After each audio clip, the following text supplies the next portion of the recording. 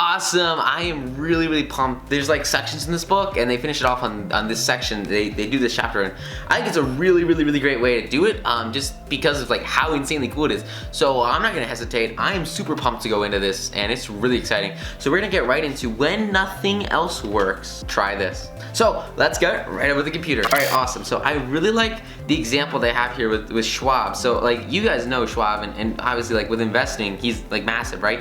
But long time ago when this book was written, he had a mill manager. He was working in a mill, and his manager, like their people weren't producing the quota that he wanted. So because like all these people weren't really producing and they didn't have the output that they needed, so because all these people really weren't producing, they didn't have the output that they needed, he basically said, hey, you know, how is it that a manager as capable as you, can't make this mill turn out what it should?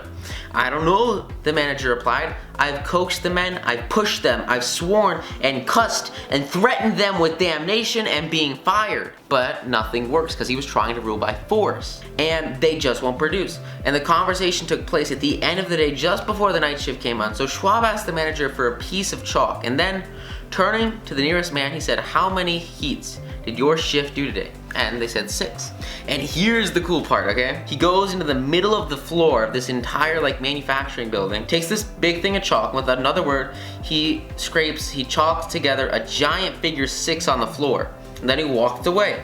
And when the night shift came in, they saw the 6 and they asked what it meant. And you know, the day people said the big boss was here, and he asked us how many heats we made, and we told him 6. And he chalked it on the floor. So notice the positioning here before I tell you guys what happens after this. Notice that it's not the boss saying the day shift made 6. It's not the boss saying this is how well they did. Instead, it's him writing it down, walking away, and letting it work out on its own, and letting the people that actually created the amount of work here do the explaining for themselves. And that's gonna be really critical. We'll see why in just a moment. So the next morning, Schwab walked through the mill again, and he's using his friendliness, right? He's trying to focus on positivity instead of, you know, forcing people to do better, because that's not gonna work ever in the long term. And the next morning, the night shift has rubbed away the 6 and replaced it with a big 7. And when the day shift reported for work the next morning, they saw the big 7 on the floor. They were like, crap, these guys did 7. And they said, so the night shift thinks they know a thing or two. You know, they think that they're better than the day shift, do they? Well, we'll show them. And then they pitched on with enthusiasm,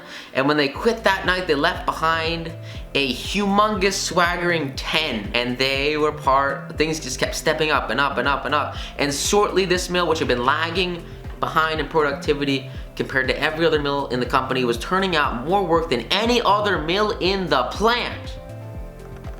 The principle is massive. Schwab says it in his own words. The way to get things done is to stimulate competition. Friendly competition. Schwab, you know, he does not mean a sordid money-getting competition. He means a competition that makes people desire to excel. You want to make people desire to do more, to be more, to fulfill their highest personal potential. And that's exactly what he did, and it worked ridiculously well, because the desire to excel, the challenge, throwing down the gauntlet, is an infallible way of appealing to people's inner sense of spirit. Their inner desire to be more, their inner desire to do more, their inner desire at the top of Maslow's hierarchy of needs to achieve their full self-actualization. That's the most powerful thing that you can appeal to inside of someone's being. And what happens next is really cool. All men have fear, right? Totally makes sense. And I want to sort of look now at how Theodore Roosevelt applied this, because it applies to the same concept.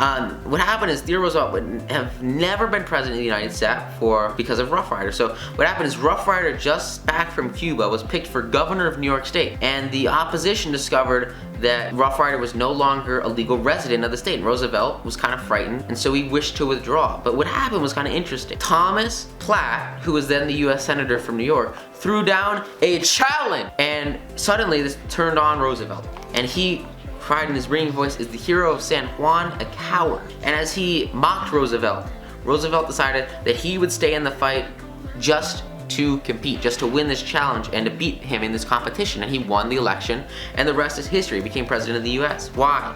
Because a challenge not only challenged and changed his life, but it had a real effect upon the future of his nation. It's huge. this idea of a challenge. This sort of goes along with the 10x presentation I shared with you guys earlier from Russell Brunson. Remember, he also has this product that he has that's phenomenal called the One Funnel Away Challenge, and like, I don't know how else to explain it to you guys. This challenge it changed my life. It's insane. This education changed my life.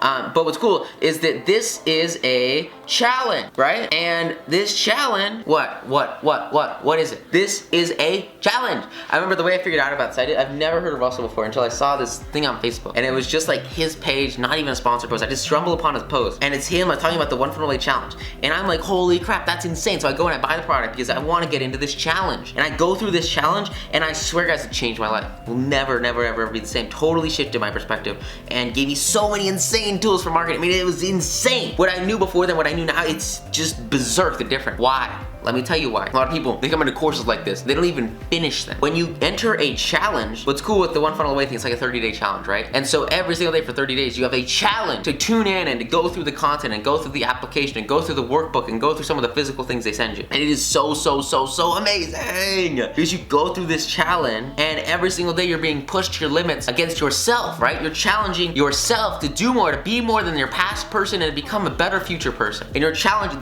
doesn't have to be with other people. The challenge can just be with yourself, or the challenge can be with other people. More powerful it's with other people, and it works a little bit better when it's with other people. Either way, the challenge is so massive. And so here's the deal, okay? All men have fears, but the brave put down their fears and go forward, sometimes to death, but always to victory. That was the motto of the King's Guard in ancient Greece. What greater challenge can be offered than the opportunity to overcome your own fear? When Al Smith was the governor of New York, he was up against it. Sing at the time was the most notorious penitentiary west, Devil's Island. It was just the freaking scariest jail on the planet. It had no warden, and scandals have been sweeping through the prison walls. Ugly rumors are everywhere, and Smith needed a strong man to rule this island, an Iron Man to rule Sing Sing, to rule this penitentiary.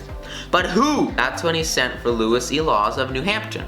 Now, what's interesting is how he actually got him to take charge of Sing Sing, because the men up there, they didn't really have any experience, and going up to do it was kind of difficult. And so Laws, this new guy, he was super scared. He had no clue what the heck was going on. He was freaking out because he knew the dangers of this jail, and it was a potential a political appointment, and the subject to this political appointment, I mean, it was pretty scary stuff. It was vague, it was difficult, it was scary, right? It frightened him. And here's what happened next, which is kind of interesting, because see, wardens, they had come and they had gone to this island, and the last one only lasted 3 weeks. So he had a career to consider. He had a successful life, but if he came and did this, it would change everything, and he had to make a choice. And so Smith, who saw his hesitation, was trying to get this guy to come and be the, Laws was trying to get him Laws to come and rule this island. He leaned back in his chair and he smiled and he said, "Young fellow, I don't blame you for being scared. It is a tough spot. It'll take a big person to go up there and stay. It'll take a big person. Are you a big person?" is the question that he's asking. So Smith was throwing down a challenge, and Laws liked the idea of attempting a job that called for someone big because it boosted his ego, it boosted his significance, it made him feel better about himself. So he went and he stayed and he stayed and he stayed to become the most famous warden of his time. His book 20,000 Years in Sing Sing sold in the hundreds of thousands of copies, and his broadcasts on the air and his stories from prison life has inspired dozens of movies. His humanizing of criminals wrought miracles in the way of prison reform. And what's cool is he has never found, Firestone never found that pay and pay alone would either bring together or hold good people. To Firestone, it was the game itself that kept people there, that kept everyone working together. It was the challenge that pushed every single person that worked for Firestone to do more, to be more, and to grow the company to its fullest potential so that they could operate at their maximum potential. It was a daily, in, out, day out, over and over, a challenge to push through. That's exactly what they did. Really powerful. Frederick Harrisburg was one of the greatest scientists ever, and he was a super cool guy. And he studied in depth about behavioral attitudes of thousands of people, ranging from factory workers to senior executives. And what's cool is the most motivating factor for every single person that he saw, out of all the people that he worked with, the most motivating factor, do you think it was money? I'll tell you guys a secret, it's not money. Once you understand social skills, you guys should understand that money is not the driving factor for most people. Not the core one.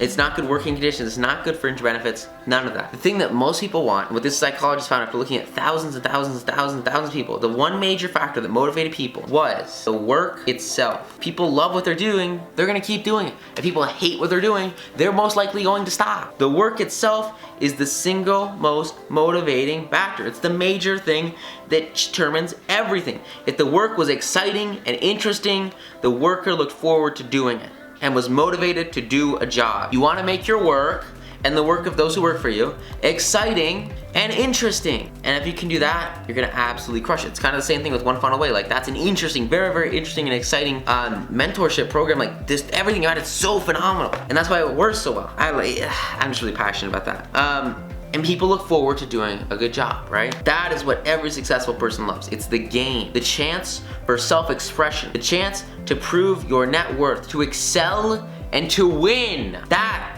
is what makes foot traces and hog calling and pie eating content. The desire to excel, to stand out, to be more, and to do more. The desire for a feeling of importance. That's the foundation.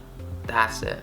That's really critical. And so I was at my grandparents' house, and you know, they have this like community pool, which is super, super fun. Everyone's at the pool, we're all celebrating the 4th of July. And what happens is like they pull out this big table, and then I'm like, well, what's that table for? And they say, oh, there's gonna be a pie eating contest. And I'm like, whoa, what, really? That sounds awesome. Why? Because if I win that, I can excel and I can have a feeling of importance in front of my whole family. And so me and like, you know, I think it was like 8, 10 other kids, like we all entered this pie eating contest, and dude, I pound that thing, I go hardcore. I went hard on it, man. And it was just phenomenal. It was the most fun I'd ever had. It was totally gross, but I ate like an entire pie, and I think it was like 2 minutes, maybe it was 60 seconds. It might have been 60 seconds, I don't remember.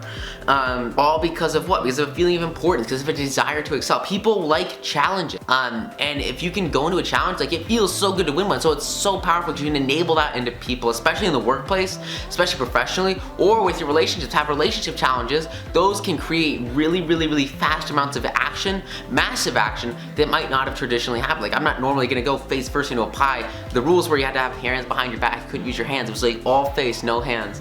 And like I would never do that normally, but a challenge will push you. It'll push other people into an area of expertise, an area of opportunity. It'll push them to do more and to be more than they would traditionally do, which is really, really, really, really powerful, because you can totally change people's actions just by putting them in a state of competition. And it worked really, really well. I won the competition.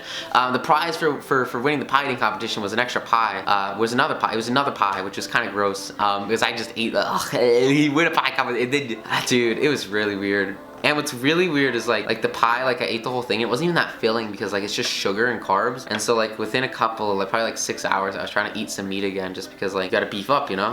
But yeah, that was kind of it was a fun time. You know, principle, big thing to take away here is to throw down a challenge. And now all I wanna do here is I wanna go over the ways to win people to your way of thinking in a nutshell.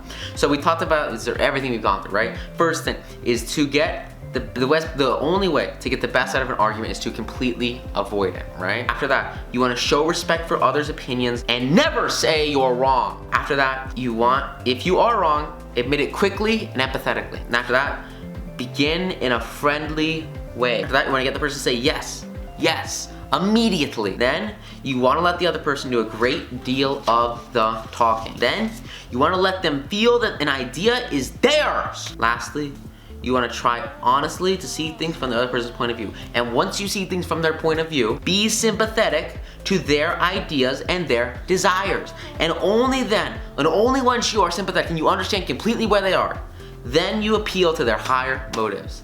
Then you dramatize your ideas, and lastly, you throw down a challenge. In sort of generally in that order, you kind of start at the top and you work your way down, and usually you'll have a pretty solid working conversation, a solid connection within the first 4 or 5, and then you can go all the way down to the 12th one. Just all really, really, really phenomenal tools to have in your arsenal of building relationship assets with your own self, which is just ridiculously powerful and super, super cool. So I'm really pumped about it. I hope you guys don't go and eat an entire pie, because I would not recommend it unless it's a competition. If it's a competition, you guys go out there and you crush it, because pie eating competitions, from the sample size of one that I've been in, they are phenomenal. Super, super fun. A lot of adrenaline. Highly recommend it. So yeah, that's that, guys. Hope you got a ton of value out of this module. Go out there, apply it, absolutely crush it, and I will see you in the next module. Thank you. Bye.